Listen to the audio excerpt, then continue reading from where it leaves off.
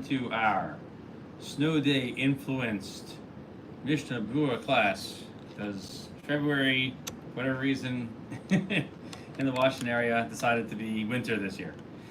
Well, I guess the groundhog was right.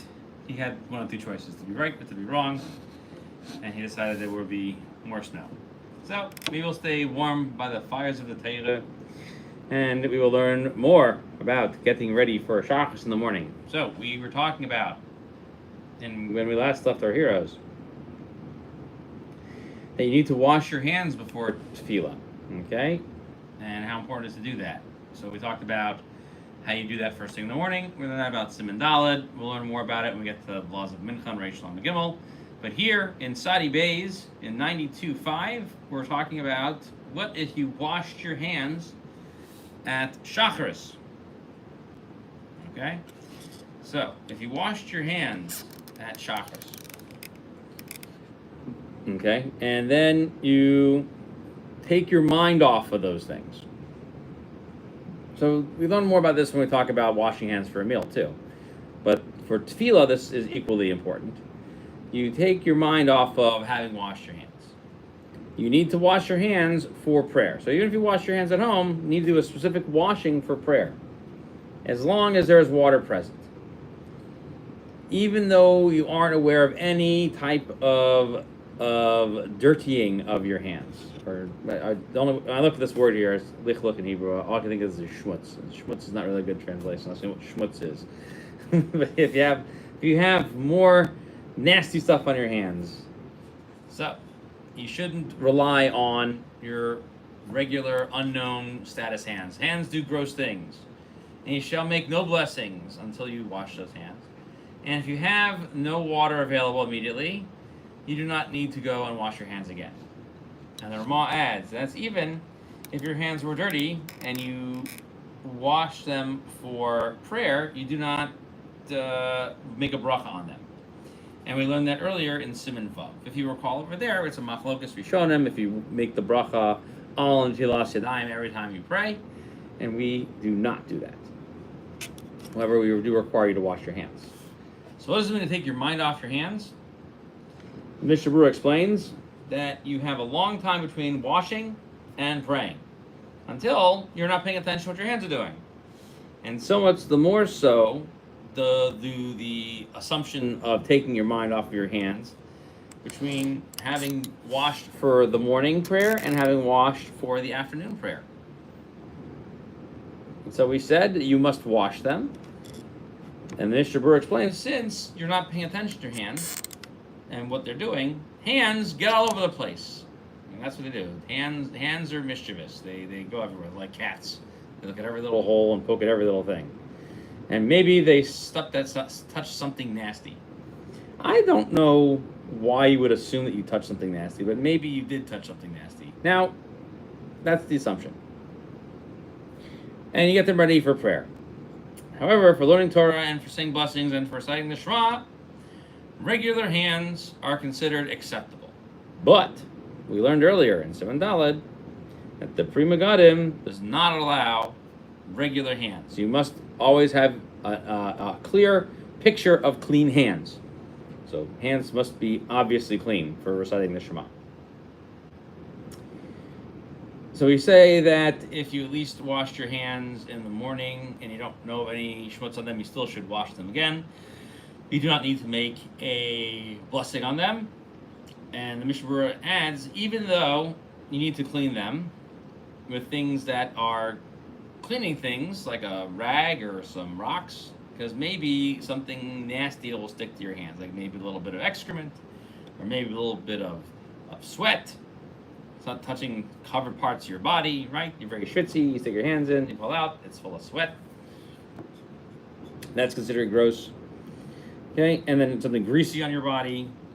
Okay, so you're touching something covered up and kind of gross, and you need to wash your hands. That is for hands that no one's been paying attention to. Okay, and on that we're saying you can go ahead and still say blessings and things like that, as long as you don't know that you've touched something that you shouldn't have.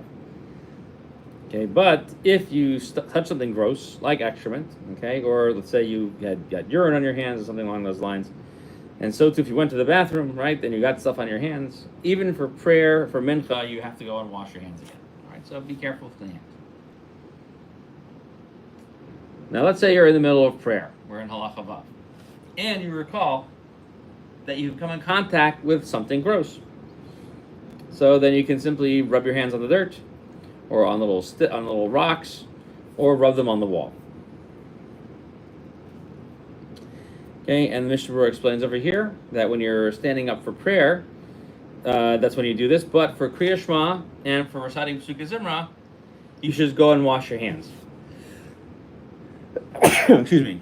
The reason why is because you're taking a break to go for a walk. You should just stay in one place when engaged in Tefillah, but for Shema and for Psukkah Zimra, you can get up and move around. So you should go wash your hands with some water. Okay, and you remember now, I touched something nasty. So why does this bring a case of I realized it now? So the Mishnah explains because really you shouldn't be touching yourself anywhere while you're davening. And then you stick your hands into your shirt or you stick it down somewhere where it can get gross. I'm not going to demonstrate more than that. And what if you petted your dog or cat after the first wash and prior to prayer? Wash, yes. Animals aren't really the same type of gross, but you should definitely wash your hands when you touch things. Yeah, so if you touch an animal, you should wash your hands. You know, especially if they're a filthy animal, because they lay it on in the schmutz sometimes. Okay. So anyway, so you really shouldn't be touching your body while in prayer. You should focus on prayer and not touching nasty things. Continuing right along over here with halacha zayin, a gross place, meaning places that are normally covered on a person because they are usually places on the body that are very sweaty. And so too, if you scratch your head. So if you're in the middle of prayer, you have to wash your hands. If you're under the clothing, right? Right? Scratching them through there. Hope everyone enjoy the scratching sounds. They gotta wash for that. The Ramah adds, and therefore, you cannot go ahead and touch these places while you're standing in prayer, which is what was implied by the previous halacha. Or you should also refrain from learning Torah while sticking your hands into these parts of your body. And so too with the schmutz in the ear and the nose. Okay, rather you should only use a piece of cloth. So don't pick your ear, don't pick your nose while learning. That's what Ramah is saying, and praying. The Mishnah Berurah explains that we're talking about learning Torah shouldn't be done when you stick your hand in these places. However, it suffices to clean your hands with anything that would clean them off. Okay, and that's you can use a paper towel, a towel. Okay, and that's good for learning Torah and for saying blessings. Even if you have water around, right? Rub them on a chair, on the back of a chair. And check out what we said earlier in the Mishnah Berurah in Siman Daled at the end. And if you touch, okay, so you said that those are appropriate times to use those things when you're just trying to say prayers. And if you touch, nasty things on the ground like dirt and dirt clods, it might be okay. Okay, because you only have to touch those things because they're not really gross. But we learned earlier in number 4, Siman Daled, according to the Pri Megadim, you have to clean these things off your hands, even for learning Torah. And that seems to be the appropriate way to do it, even for things that are just normal dirt from the outside. So if your hands have any dirt on them, just clean your hands. Now, what about, cleaning your ears and cleaning your nostrils?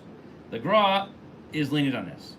And the Shari Tshuva brings down also the name of Morkatsiya. So if you are learning and you decide to pick your nose, you should preferably use a tissue, but if not, it's okay. You can continue on learning. Same thing to use a Q-tip or wash your hands afterwards. But you don't have to worry about this too much. Okay. Halacha Ches, number 8. Person who uses the bathroom for urination should wait at least a walk of 4 steps, okay, of Arba Amos, to make sure that they don't rush off and leave sprinkles of urine on themselves. Someone who is praying also should not start, and someone who is in the middle of prayer should not go to urinate until they have waited at least 4 amos of movement, because for every 4 amos the prayer is most tightly expressed in on his lips, and his lips are still moving. So therefore, that's part of, if you have the urge, you have to wait a little bit of time before you go ahead and start.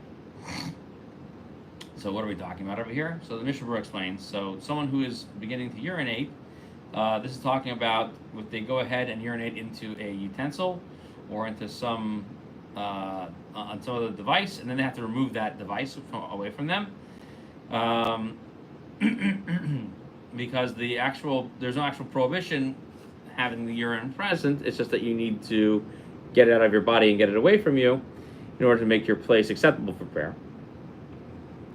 And so you should wait a little bit when you finish. The Mishnah Berurah says that after the length of time of Arba Amos, the Chachamim say that every little sprinkles that are left behind are going to be done and won't be left on your clothing. And so why is it specifically this amount? So the Mishnah Berurah explains that this isn't how far you have to go, it's the time of waiting. But if you have waited this amount of time,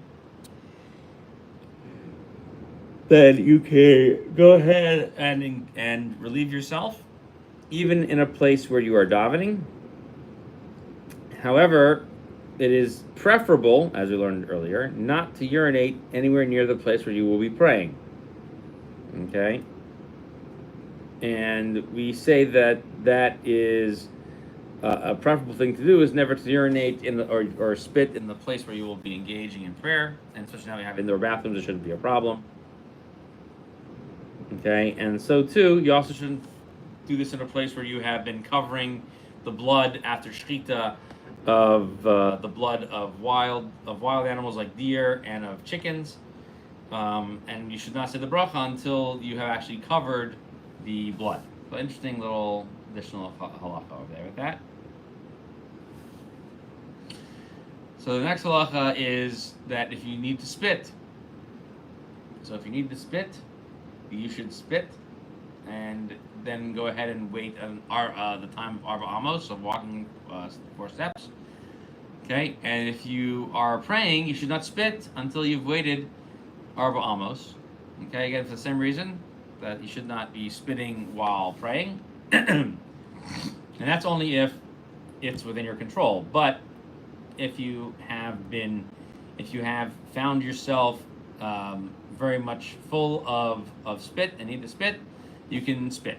Okay, we said, and we will see this more later on in 97. Mishra asks, what does it mean, like, I need to spit? So, one who has to spit because they've been walking for a long time. Okay, and we see this more in 97, which is that sometimes it's okay to spit even in the middle of prayer. Okay, and the last thing over here we're saying is it is good to give tzedakah before you pray. Okay, so before it's our prayer, it's the end of the Siman, and we'll finish the Mishna Berurah over here. The Mishna Berurah says that the reason why it's good to give tzedakah before you pray, because it says that by Hashem, I will give out charity when I see your face. And therefore, so that's obviously the time of prayer. And in certain communities, they made a rule to give tzedakah when they get to the pasuk v'ha'osher, which is in the paragraph preceding the song at the sea. And v'atam moshel b'kol, and you rule over everything. So this is part of the paragraph that's right before that section in Pesukei Zimra.